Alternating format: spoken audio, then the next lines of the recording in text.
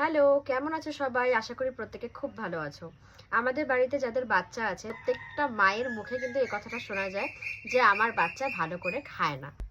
কিছু কিছু রিজন আছে যার জন্য কিন্তু বাচ্চারা খায় না, এবং আমরা বাচ্চাদেরকে খাওয়ার প্রতি আগ্রহ কি করে দিতে পারি তার জন্য কিছু আজকে টিপস আছে, যেগুলো আমি পেয়েছিলাম আমার যে পাভির যে ডক্টর আছে সেই ডক্টরের থেকে।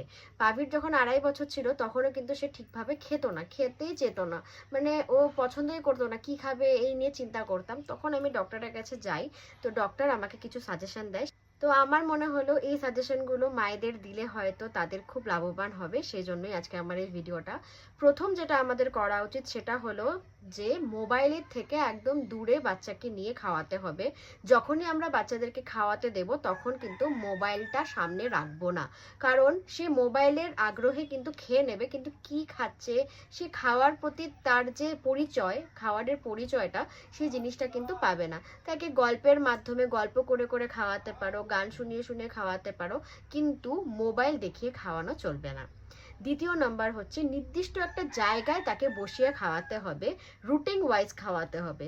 মানে ওকে একটা জায়গায় যে এটা আমার খাওয়ার টেবিল, এখানেই আসা মানে আমার খাওয়া, এই জিনিসটা ওকে বোঝাতে হবে যে তোমাকে এই জায়গাটা বসে খাওয়াতে হবে। বারবার বাইরে গিয়ে খাওয়ানো বা এদিক ওদিক বসিয়ে খাওয়ানো, কখনো ইচ্ছা হলো খাটের উপর বসিয়ে খাওয়ানো, এগুলো চলবে না।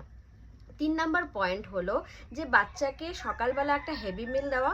মাঝখানে অনেকে কি করে যে কখনো একটু বেশি ফল দিয়ে দিল, কখনো ড্রাই ফ্রুটস দিয়ে দিচ্ছে, কখনো ফলের জুস দিয়ে দিচ্ছে, এরকম না করে একটা হেভি মিলের পরে 2 ঘন্টা পরে অল্প কিছু দিয়ে, যাতে বাচ্চার খিদা ভাবটা থাকে, যে ওকে খেতে হবে এই ভাবটা যদি থাকে, তাহলেই কিন্তু বাচ্চার খাওয়ার প্রতি আগ্রহটা বাড়বে।